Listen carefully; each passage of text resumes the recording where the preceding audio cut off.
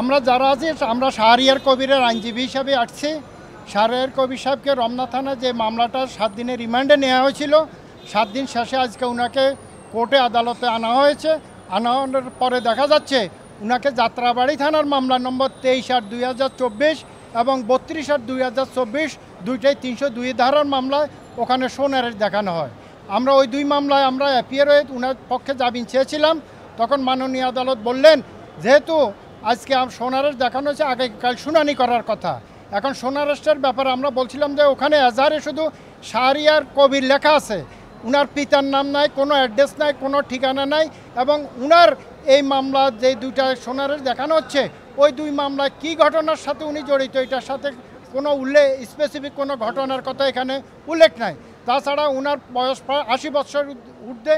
উনি একজন বীর মুক্তিযোদ্ধা, একজন লেখক এবং একজন বুদ্ধিজীবী। উনার 102টার উপরে আছে উনার প্রকাশিত বই এবং উনি বাংলা একাডেমির একজন সাহিত্য পুরস্কার প্রাপ্ত। যেহেতু উনি অসুস্থ এই বিবেচনা আমরা জামিন চেয়েছিলাম। এখন জামিনের দরখাস্তটা মাননীয় আদালত বলছে আগামীকাল উনি শুনানি করবেন। এখন উনাকে কারাগারে পাঠানো হবে। কালকে যখন শুনানি হবে তখন উনাকে আর কারাগার থেকে আনা হবে না, এমনি শুনানি হবে।